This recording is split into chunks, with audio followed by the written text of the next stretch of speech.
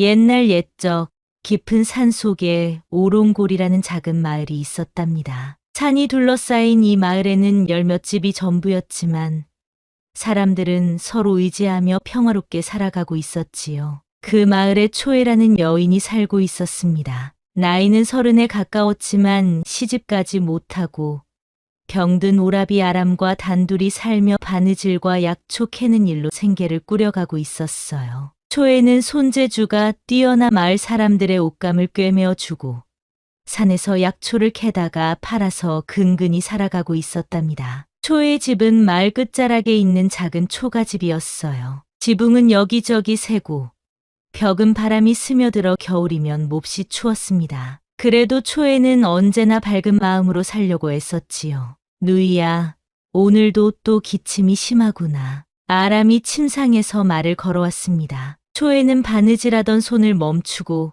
오라비를 돌아보았어요. 아람의 얼굴은 날마다 야위어 가고 있었고 기침 소리는 점점 더 깊고 아프게 들렸습니다. 초에의 가슴이 저릿저릿 아파왔어요. 걱정 마라.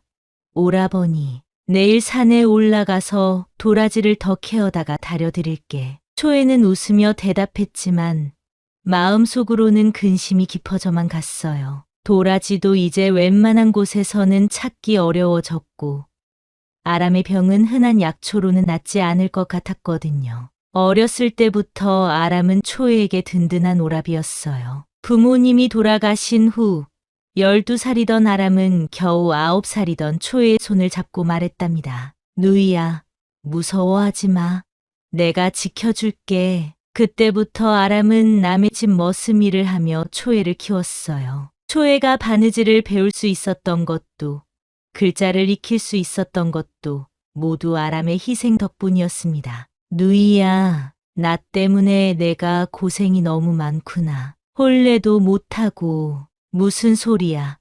오라버니, 우리 단둘뿐인데 서로 의지하지 않으면 누굴 의지해? 초에는 밝게 웃어 보였지만 혼자 있을 때면 한숨이 절로 나왔어요. 나이는 30에 가까워지고 시집갈 기회는 이미 여러 번 놓쳤습니다. 마을 젊은 총각들은 이미 다 혼례를 마쳤고 초에에게 관심을 보이는 사람도 없었어요. 아람의 병이 나으면 그때 생각해보자고 늘 스스로를 달래고 있었지만 그때가 언제일지는 아무도 모르는 일이었답니다. 아람의 병은 해가 갈수록 나빠져만 가고 약초값은 점점 비싸져서 살림살이는 더욱 팍팍해졌습니다. 초에는 밤늦도록 바늘질을 하며 한 푼이라도 더 벌어보려 했었지만 마을이 워낙 작다 보니 일감도 많지 않았지요. 때로는 절망감이 밀려왔어요. 이런 식으로 언제까지 살아야 하나? 오라비는 나아질 수 있을까? 나는 평생 이렇게 혼자 살아야 하는 건가? 하는 생각들이 마음을 무겁게 짓눌렀습니다. 그런데 어느 날부터인가 마을에 이상한 일들이 벌어지기 시작했습니다. 평소 산에서 자주 보이던 짐승들이 갑자기 모습을 감췄고 마을 우물물 맛이 묘하게 변했어요. 그리고 초에의 바느질방에서는 실이 자꾸만 엉키고 바늘이 잘 부러지는 일이 많아졌답니다. 이상하다.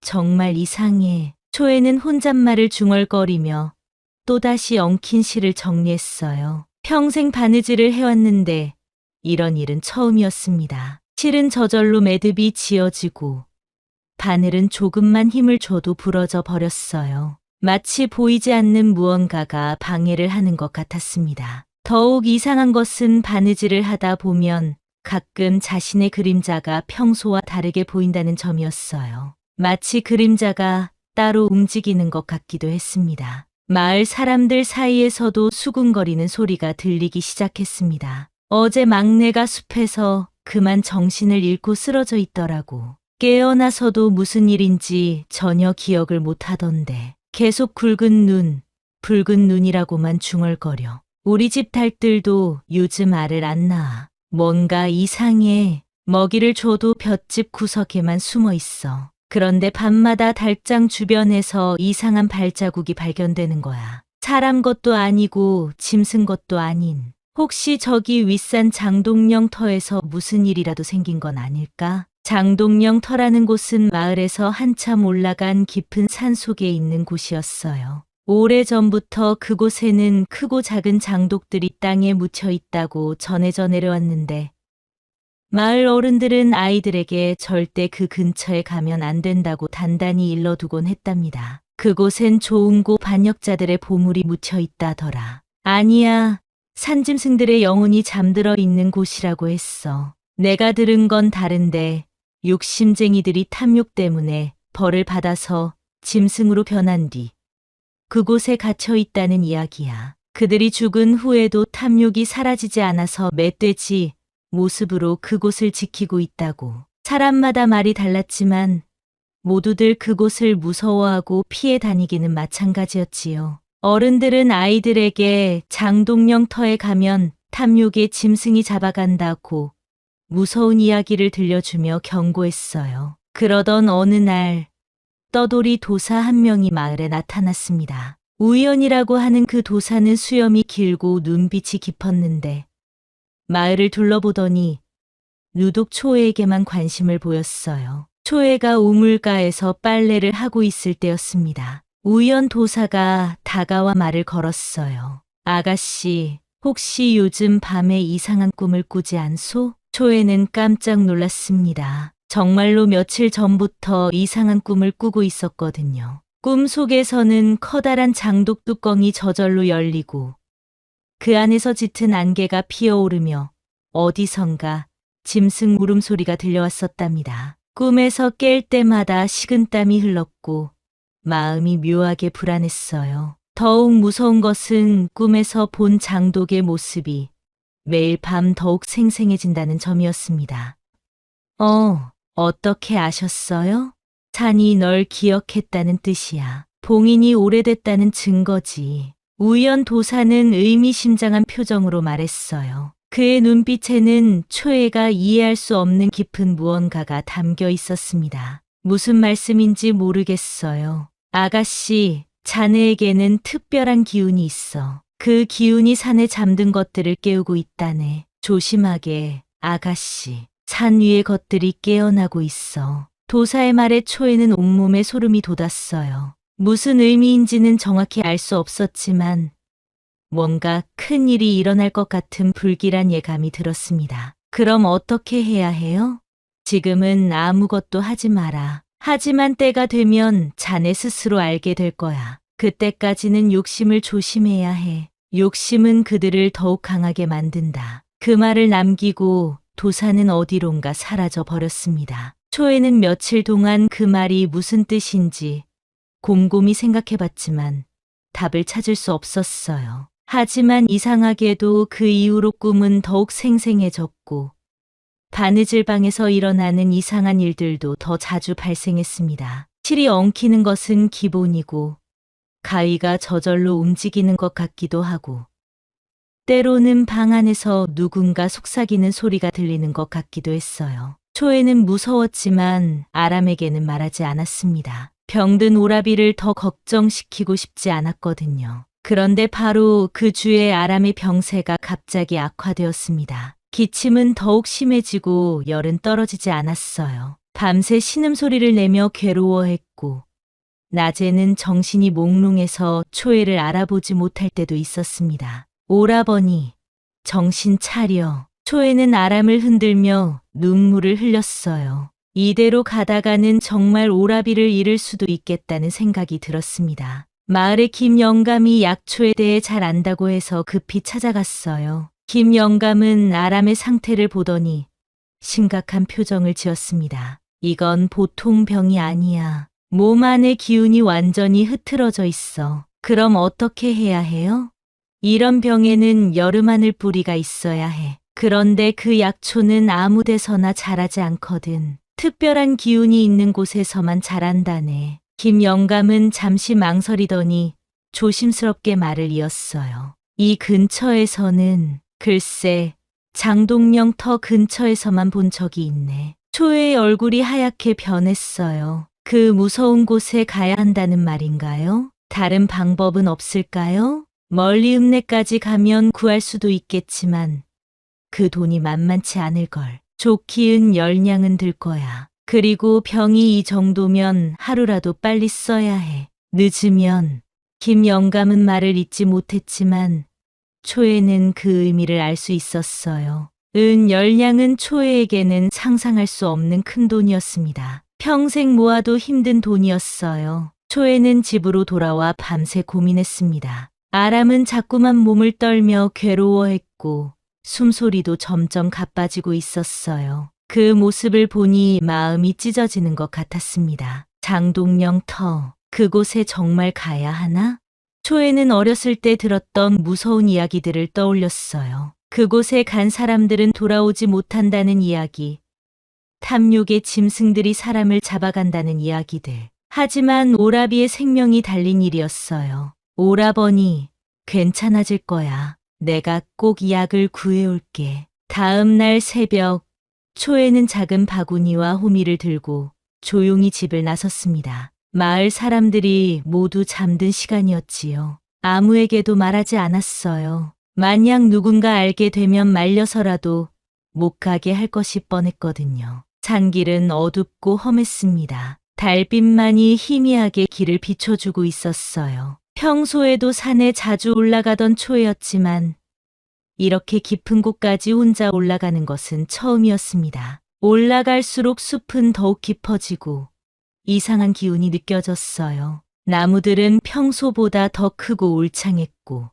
바람 소리도 묘하게 으스스했습니다. 때로는 어디선가 짐승 울음소리가 들려와 초에는 걸음을 멈추고 주위를 살펴봐야 했어요. 하지만 오라비를 생각하니 발걸음이 빨라졌습니다. 한참을 올라가니 숲이 더욱 깊어지고 공기마저 다르게 느껴졌어요. 무겁고 끈적한 기운이 온몸을 감쌌고 심장이 빠르게 뛰기 시작했습니다. 그리고 드디어 장독령터에 도착했어요. 크고 작은 장독들이 여기저기 땅에 박혀 있는 모습이 달빛 아래서 괴기하게 보였답니다. 어떤 장독은 반쯤 땅에 묻혀 있었고 어떤 것은 뚜껑만 치면 위로 올라와 있었어요. 모두 합쳐서 20개 정도는 되어 보였습니다. 장독들은 일정한 규칙 없이 흩어져 있었지만 자세히 보면 큰 원을 그리며 배치되어 있는 것 같기도 했어요. 여름 하늘 뿌리.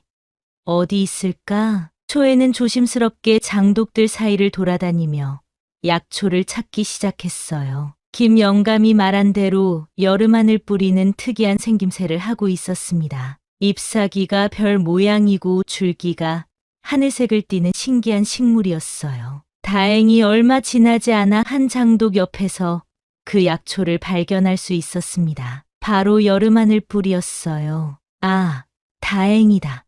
초에가 기뻐하며 약초를 캐고 있을 때였습니다. 갑자기 수풀에서 바스락 소리가 났어요. 처음에는 작은 짐승인 줄 알았는데 점점 소리가 커지더니 땅이 흔들릴 정도로 무거운 발소리가 들려왔습니다. 초에는 고개를 들어 소리가 나는 쪽을 보았어요. 그리고 그 순간 온몸이 얼어붙었습니다. 거대한 그림자가 나타난 것입니다. 멧돼지였어요. 그런데 보통 멧돼지가 아니었습니다. 크기가 말만했을 뿐 아니라 눈빛이 이상하게 지저귀고 깊었어요. 마치 사람의 영혼이 들어있는 것 같았답니다. 더욱 무서운 것은 그 눈에서 붉은 빛이 흘러나오고 있다는 점이었어요. 멧돼지는 초에를 노려보며 천천히 다가왔습니다. 그 거대한 몸집에서 나오는 위압감은 상상을 초월했어요. 초에는 숨도 제대로 쉴 수 없었습니다. 어머! 초에는 깜짝 놀라 약초를 떨어뜨리고 도망치기 시작했어요. 하지만 멧돼지는 으르렁거리며 바로 뒤를 쫓아왔습니다. 땅이 쿵쿵 울릴 정도로 빠른 속도였어요. 살려주세요.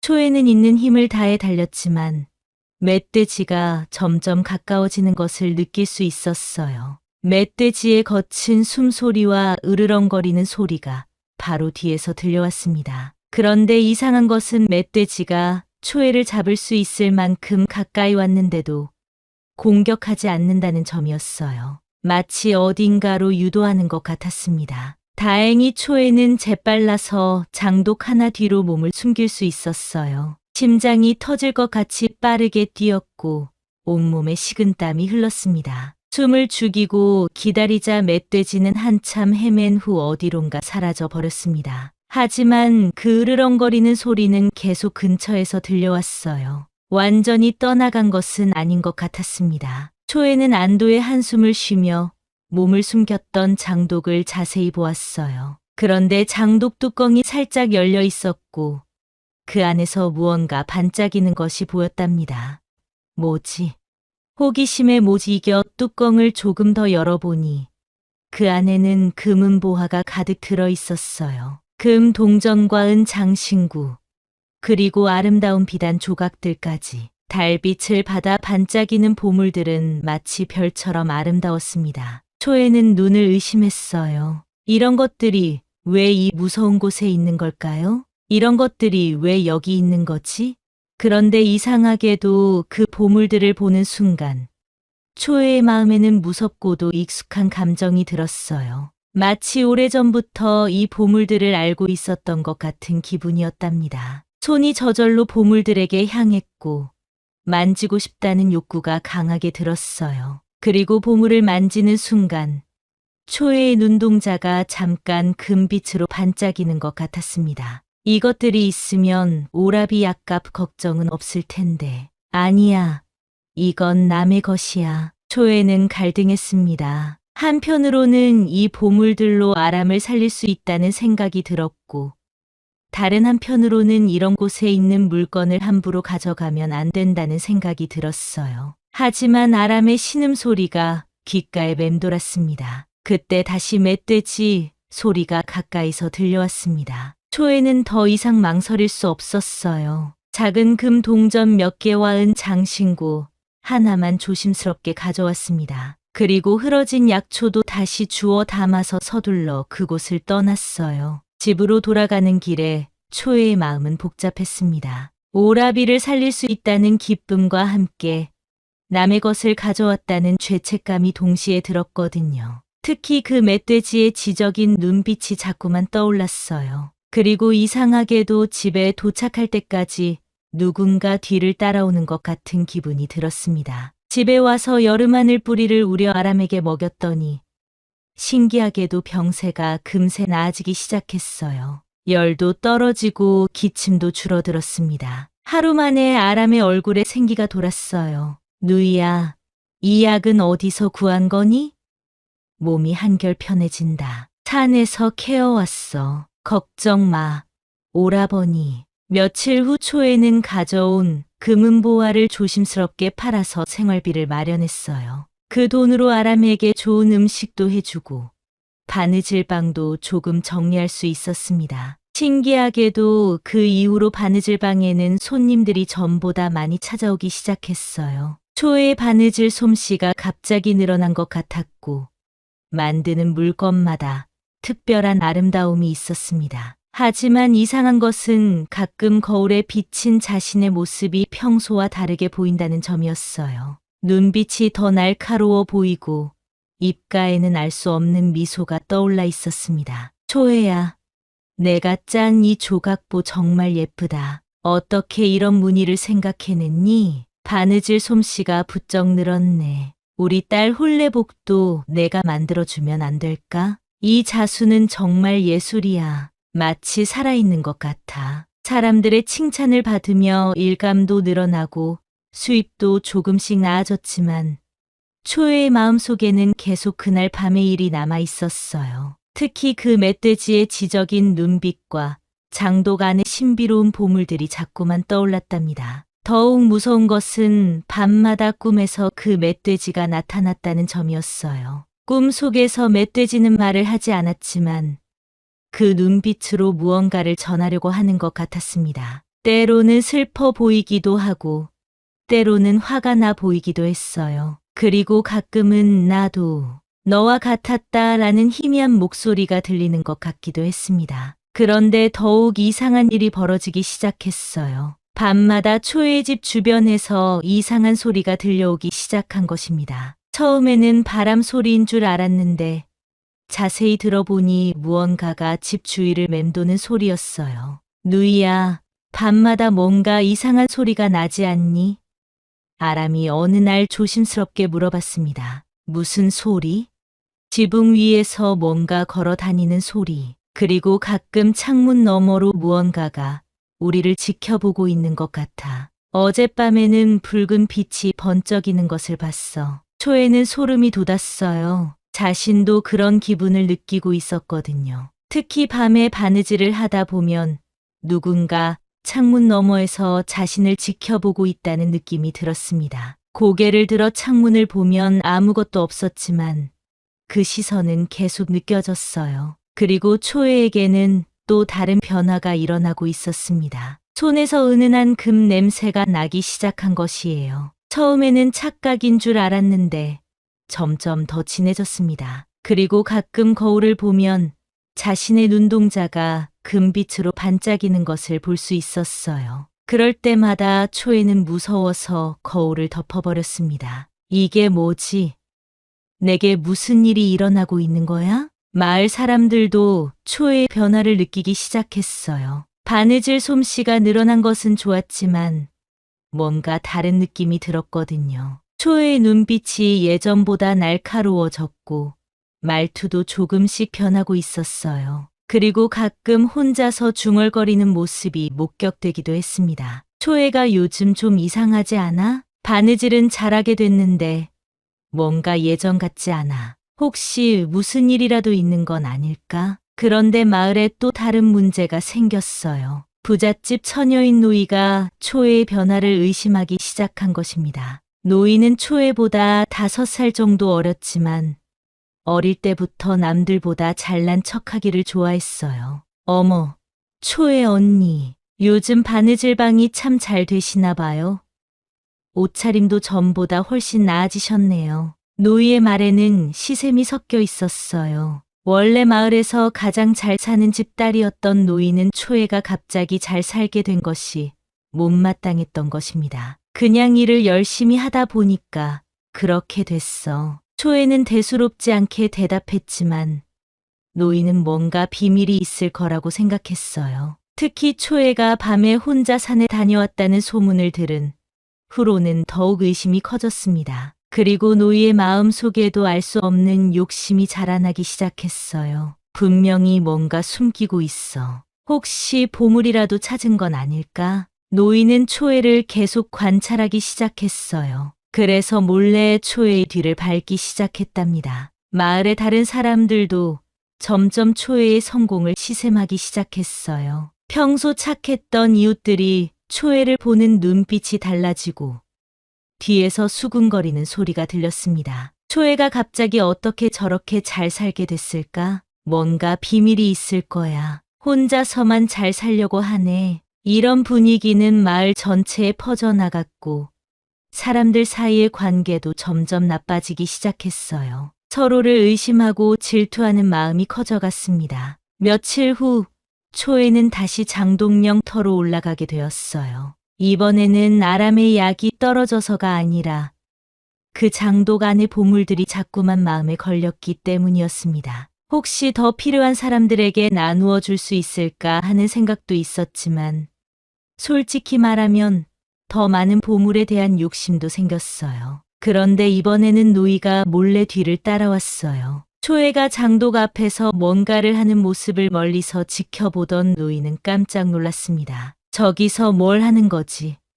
혹시 보물이라도? 노이의 눈에는 욕심이 반짝였어요. 초애가 무언가 값진 것을 숨기고 있다는 확신이 들었습니다. 노이는 초애가 돌아간 후 혼자서 장독령 터로 가보기로 마음먹었어요. 욕심이 생긴 것입니다. 초애가 그곳에서 뭔가를 가져왔다면 나도 가져올 수 있을 거야. 아니, 나는 더 많이 가져올 수도 있어. 그런데 초애가 이번에 장독에서 발견한 것은 보물이 아니었어요. 검은 나무로 만든 작은 판자였는데 그 위에는 복잡한 글자들이 새겨져 있었습니다. 글자들은 오래되어 희미했지만 뭔가 중요한 내용이 적혀 있는 것 같았어요. 초에는 그 글자들을 읽을 수 없었지만 왠지 중요한 것 같아서 가져왔어요. 나무판을 만지는 순간 이상한 기운이 손끝으로 전해져 왔고 마음이 묘하게 무거워졌습니다. 이게 뭘까? 왜 이렇게 불안한 기분이 들지? 집에 돌아온 초에는 마을의 김영감을 찾아갔습니다. 김영감은 젊을 때 서당에서 공부를 했어서 글을 좀 안다고 소문이 났거든요. 나무판을 본 김영감의 얼굴이 갑자기 굳어졌어요. 그는 나무판을 자세히 들여다보더니 손을 떨기 시작했습니다. 이걸 어디서 구했지?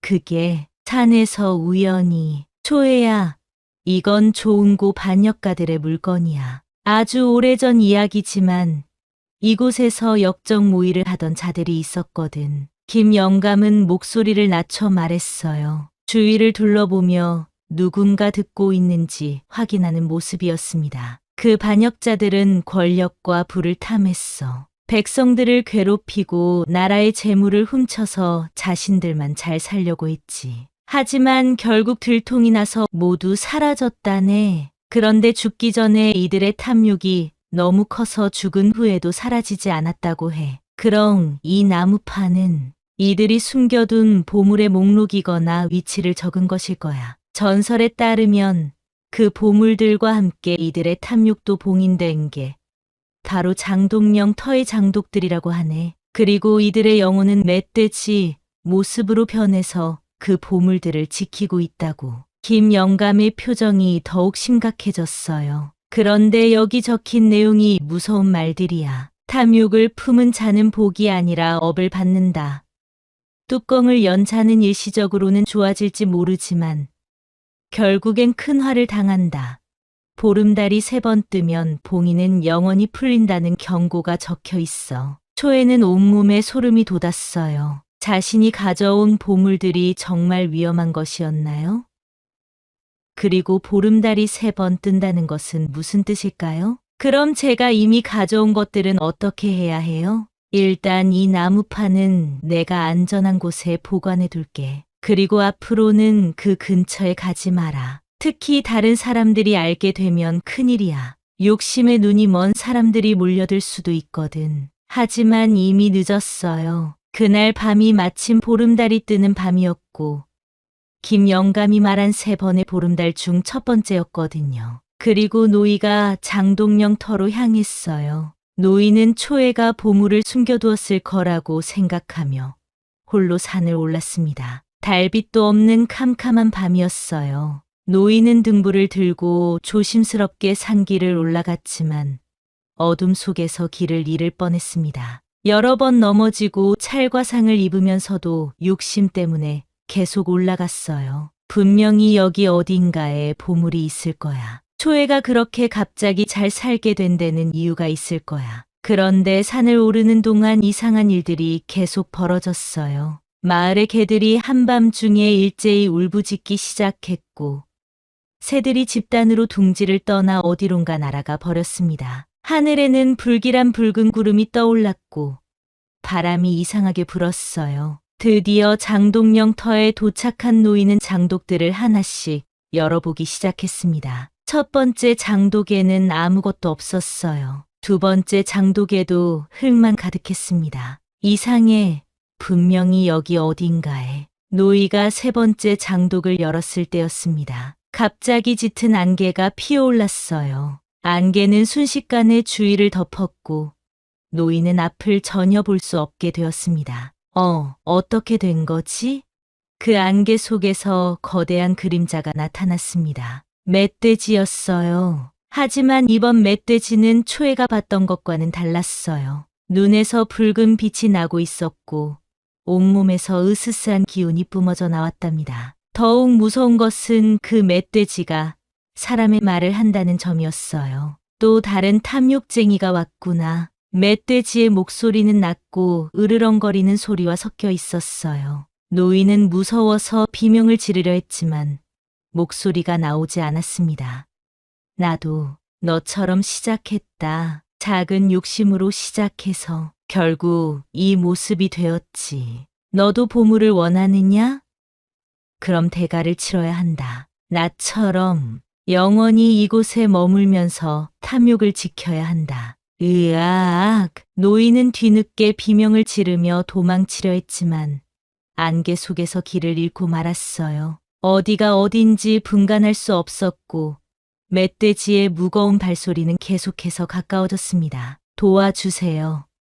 누구든지 도와주세요. 하지만 깊은 산속에서 노이의 목소리를 들을 사람은 아무도 없었어요. 멧돼지는 천천히 노이에게 다가왔고 붉은 눈빛으로 노이를 노려보았습니다. 탐욕은 대가를 치른다. 이것이 법칙이다. 돌아갈 수 없다. 아무도 돌아갈 수 없어. 그리고 그 이후로 노이는 마을로 돌아오지 못했습니다. 이틀 후 마을 사람들이 노이를 찾으러 산에 올라갔지만 흔적만 찾을 수 있었어요. 장동영 터 근처에서 노이의 머리끈과 찢어진 치마 조각만 발견된 것입니다. 이상해. 노이가 왜 저런 곳에 갔을까? 혹시 초해와 관련이 있는 건 아닐까? 최근에 노이가 초해를 시샘한다는 이야기가 있었잖아. 마을 사람들 사이에 수군거림이 일기 시작했어요. 노이가 초해를 시샘했던 것을 아는 사람들이 있었거든요. 초해는 죄책감과 두려움에 떨었습니다. 내가 그곳에 가지 않았다면 이런 일은 없었을 텐데. 초해는 밤잠을 이루지 못했어요. 노이의 실종이 자신 때문이라는 생각에 괴로워했습니다. 아람도 누이의 괴로워하는 모습을 보며 걱정했어요. 누이야, 무슨 일이야? 요즘 계속 괴로워하는 것 같은데. 아무것도 아니야, 오라버니. 그냥 노이가 걱정되어서. 하지만 초에는 아람에게 진실을 말할 수 없었어요. 자신이 장동영 터에 갔다는 사실을 알리면 아람이 얼마나 놀랄까요? 그때 다시 우연도사가 마을에 나타났어요. 마치 이런 일이 일어날 걸 미리 알고 있었던 것처럼 말이에요. 도사는 초해를 찾아와 엄숙한 표정으로 말했어요. 아가씨, 내 말을 듣지 않았구나. 그리고 이제 첫 번째 보름달이 지났어. 도사님, 제가 잘못했어요. 어떻게 하면 될까요? 초해는 눈물을 흘리며 도사에게 매달렸어요. 노이를 구할 방법이 있다면 무엇이든 하고 싶었습니다. 그 멧돼지는 보물을 지키는 게 아니라 탐욕을 거두는 짐승이야. 오래전 조은고 반역자들이 권력과 부를 탐하다가 망했을 때 그들의 탐욕이 짐승의 형태로 봉인된 것이지. 우연 도사는 심각한 표정으로 말했어요. 그 보물들은 사람의 욕심을 키워서 결국 파멸로 이끈다. 처음에는 좋은 일들이 생기는 것 같지만 시간이 지나면서 점점 더 큰 욕심이 생기고 결국은 모든 것을 잃게 되지. 그리고 보름달이 3번 뜨면 봉인이 완전히 풀어져서 그 탐욕의 짐승들이 마을로 내려올 거야. 그럼 노이는 어떻게 된 건가요? 그 아이는 이미 탐욕의 짐승에게 잡혀버렸어. 지금쯤 안개 속에서 헤매고 있을 거야. 하지만 아직 희망이 없는 건 아니야. 도사의 말에 초에는 희망을 품었어요. 정말요? 노이를 구할 수 있어요? 모든 보물을 원래 자리에 돌려보내고 제대로 된 봉인을 한다면 구할 수 있을지도 몰라. 하지만 쉽지 않을 거야. 탐욕의 짐승들이 더 이상 보물을 내주려 하지 않을 테니까. 그리고 시간이 별로 없어. 다음 보름달이 뜨기 전에 해야 해. 초에는 집에 숨겨두었던 금은보화들을 모두 꺼내왔어요. 처음에는 아깝다는 생각도 들었지만 노이의 생명이 더 소중했습니다. 이게 다예요. 이것들을 모두 돌려드릴게요. 좋아.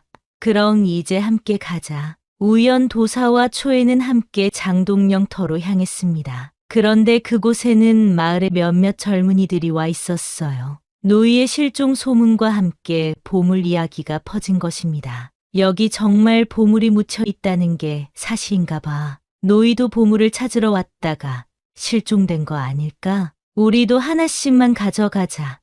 어차피 주인 없는 거잖아. 젊은이들은 여러 장독들을 파헤치기 시작했어요. 초해와 우연 도사가 말려도 들으려 하지 않았습니다. 그들의 눈에는 이미 탐욕의 빛이 가득했어요. 그러지 마세요.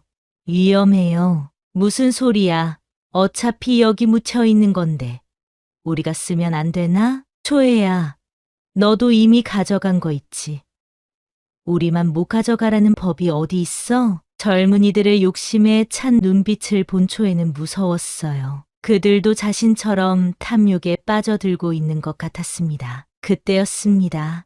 갑자기 하늘이 검게 변하며 바람이 세게 불기 시작했어요. 그리고 숲속에서 무시무시한 짐승 울음소리가 들려왔습니다. 하나가 아니라 여러 마리의 멧돼지가 한꺼번에 달려오는 소리였어요. 도망쳐. 젊은이들은 무서워서 모두 도망쳤지만 장독들은 이미 여러 개가 열린 상태였어요. 각 장독에서 검은 안개가 피어올랐고 그 안개 속에서 여러 마리의 탐욕 짐승들이 나타났습니다. 첫 번째 멧돼지는 가장 컸고 눈에서 불꽃이 튀었어요. 나는 권력을 탐했던 자다. 두 번째는 몸이 투명해서 안개 같았고 나는 명예를 원했던 자다. 세 번째는 온몸이 금색으로 반짝였습니다. 나는 불을 갈망했던 자다. 모두 다른 모습이었지만 공통점은 모두 인간의 탐욕이 만들어낸 존재라는 점이었어요. 이제 어떻게 해야 해요?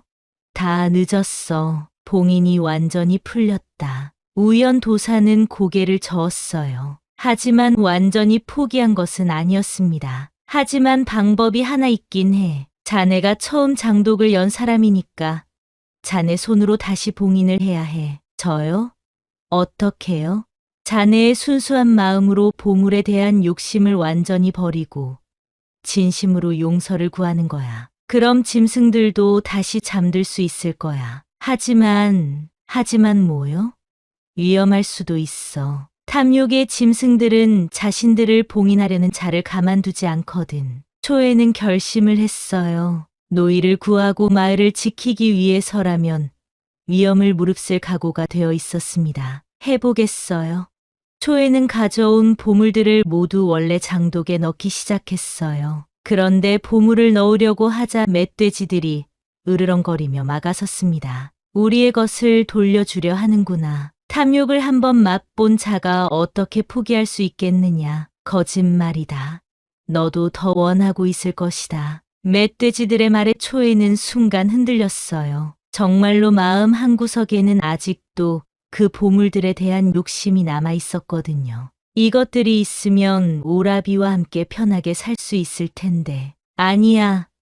이런 생각을 하면 안 돼. 초에는 마음을 다잡고 무릎을 꿇었어요. 그리고 진심으로 용서를 빌었습니다. 제가 욕심을 부렸습니다. 오라버니를 위한다는 핑계로 남의 것을 탐냈어요. 모든 걸 원래대로 돌려드릴게요. 제발 노이를 돌려보내주세요. 초에의 간절한 마음이 통했는지 검은 안개들이 서서히 사라지기 시작했어요. 그리고 멧돼지들도 하나씩 장독 안으로 들어가더니 자취를 감췄습니다. 마지막으로 가장 큰 멧돼지가 초에를 바라보며 말했어요.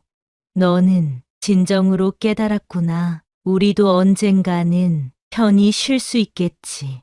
마지막 장독이 닫힐 때 그 안에서 노이가 나왔어요. 의식을 잃은 상태였지만 다행히 살아있었습니다. 노이야, 정신 차려. 초에는 노이를 안고 눈물을 흘렸어요. 다행히 노이는 숨을 쉬고 있었고 큰 부상도 없어 보였습니다. 노이는 며칠 후에 깨어났지만 장독령 터에서 있었던 일은 전혀 기억하지 못했어요. 다만 그 이후로는 전보다 훨씬 겸손해졌고 남을 시샘하지도 않게 되었답니다. 초에 언니, 제가 왜 산에 있었던 거예요?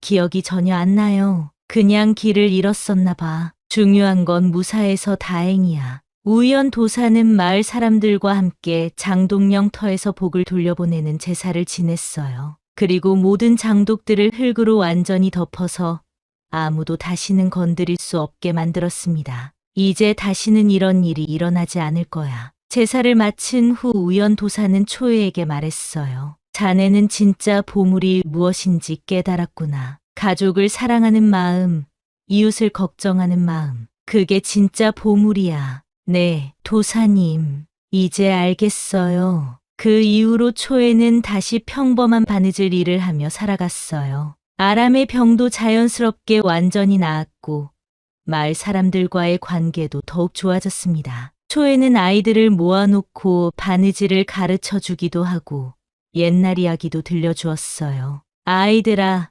욕심을 부리면 어떻게 될까? 눈이 욕심을 가지면 입이 말을 못해요. 아이들이 대답하면 초에는 웃으며 고개를 끄덕였어요. 이 속담은 초의 경험 이후로 마을에 새로 생긴 말이었답니다. 마을 사람들은 지금도 그 이야기를 전해주며 아이들을 가르치고 있답니다. 진짜 보물은 땅 속에 묻힌 금은보화가 아니라 서로를 아끼고 사랑하는 마음이라고 말이에요. 그리고 초에는 평생 그 교훈을 잊지 않고 살았다고 합니다.